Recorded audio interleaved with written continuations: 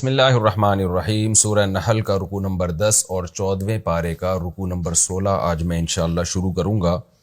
حسب معمول مختصر لفظی ترجمہ مختصر گرامر کے ساتھ، پھر انشاءاللہ اس کی تفسیر ہوگی۔ اعوذ باللہ من الشیطان الرجیم، بسم اللہ الرحمن الرحیم۔ واللہ فضل بعضکم علی بعض فی الرزق، اللہ وہ ذات ہے جس نے تم میں سے بعض کو بعض پر فضیلت دی، فضل یفضل تفضیلا، فضیلت دینا،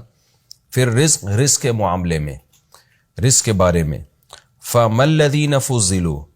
ما کا معنی نہیں، ملا کے پڑھ رہے ہیں تو الف گر گیا، ما الَّذِينَ اصل میں تھا ما الَّذِينَ،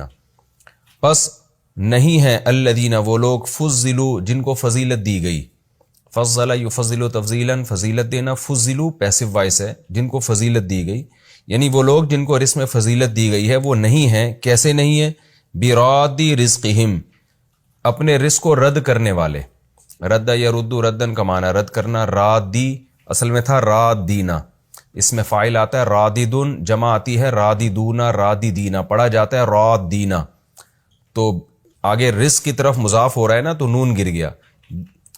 با زائد ہے اس میں، برادی میں با زائد ہے، تو رادی رزقہم اپنے رزق کو رد کرنے والے نہیں ہیں، اپنے رزق کو لوٹانے والے نہیں ہیں، علی ما ملکت ایمانہم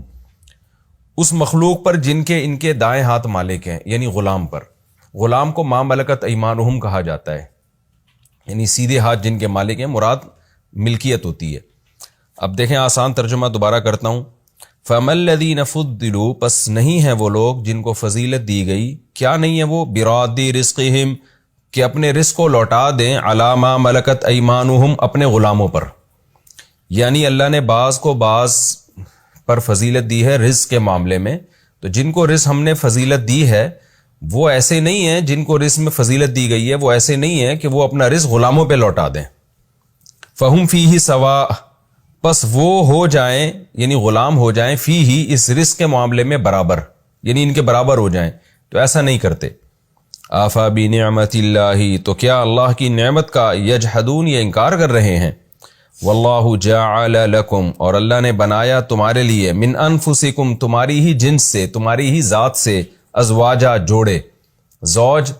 جوڑے کو کہتے ہیں جس کا اطلاق شوہر پر بھی ہوتا ہے بیوی پر بھی ہوتا ہے، تو ازواج اس کی جمع آتی ہے۔ وجعل لکم اور بنایا اس نے تمہارے لیے، من ازواجکم تمہارے جوڑوں سے، بنینا بیٹے بھی، وحفدا اور پوتے بھی۔ حفید کہتے ہیں اولاد کی اولاد کو، چاہے وہ اولاد کی اولاد ہی کیوں نہ ہو، یعنی بیٹوں کے بعد جو آگے ان کی جتنی آگے نسل چلے گی سب کو حفید کہا جاتا ہے، اس کی جمع حفدہ۔ اور اللہ نے بنایا تمہارے لیے تمہاری ازواج سے بیٹے بھی اور پوتے بھی، وَرَزَقَكُم مِّنَ الطَّيِّبَاتِ اور تمہیں دیا رزق طیبات میں سے، پاکیزہ چیزوں میں سے۔ أَفَبِالْبَاطِلِ تو کیا باطل کے ساتھ، یؤمنون یہ ایمان لے کر آتے ہیں، وَبِنِعْمَتِ اللَّهِ اور اللہ کی نعمت کا، ہم یکفرون یہ انکار کرتے ہیں، کیا ایسا کر رہے ہیں یہ لوگ۔ وَيَعْبُدُونَ مِن دُونِ اللَّهِ اور یہ عبادت کرتے ہیں اللہ کو چھوڑ کر، ما ان معبودوں کی، لا يملك لهم رزقا جو ان کے لیے رزق کے مالک نہیں ہیں، من السماوات والارض آسمانوں سے بھی اور زمین سے بھی، یعنی آسمانوں سے جو اور زمین سے جو رزق آ رہا ہے اس کے یہ مالک نہیں ہے، شیئن ذرا بھی مالک نہیں ہے، ولا يستطيعون اور یہ رزق کی استطاعت بھی نہیں رکھتے ہیں، ابھی بھی مالک نہیں ہے اور ان میں اس کی طاقت بھی نہیں ہے کہ رزق کسی طریقے سے حاصل کر لیں۔ فلا تضربوا للہ الامثال ضرب المثل کا معنی ہوتا ہے مثال بیان کرنا، ضربہ کا معنی ویسے مارنا ہوتا ہے، اس کے بعد جب مثال کا لفظ آئے تو بیان کرنا۔ فلا تضربوا پس بیان مت کرو، للہ اللہ کے لیے، امثال مثالوں کو، ان اللہ یعلم بے شک اللہ جانتا ہے، وانتم لا تعلمون اور تم نہیں جانتے۔ ضرب اللہ مثلا اللہ بیان کرتا ہے ایک مثال، عبدن غلام کی، مملوکن جو مملوک ہو، کیونکہ غلام مملوک ہی ہوتا ہے، یہ اس کی تاکید کے لیے لفظ لے کر آیا گیا، مملوک غلام، لا یقدر علی شیء جو کسی بھی چیز پر قدرت ہی نہیں رکھتا، ومن اور اس شخص کی مثال بیان کرتا ہے، رزقناہ جس کو ہم نے رزق دیا، منا اپنی طرف سے، رزقا حسنا پاکیزہ رزق، فہو ينفق منہ سرا وجہرا پس وہ اس میں سے خرچ کرتا ہے چھپا کے بھی اور دکھا کے بھی۔ هل یستوون کیا یہ برابر ہو سکتے ہیں دونوں،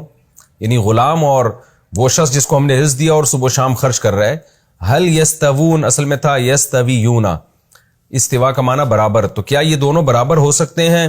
الحمدللہ، تمام تعریفیں اللہ کے لیے ہیں. بل اکثرهم لا يعلمون، بلکہ اکثر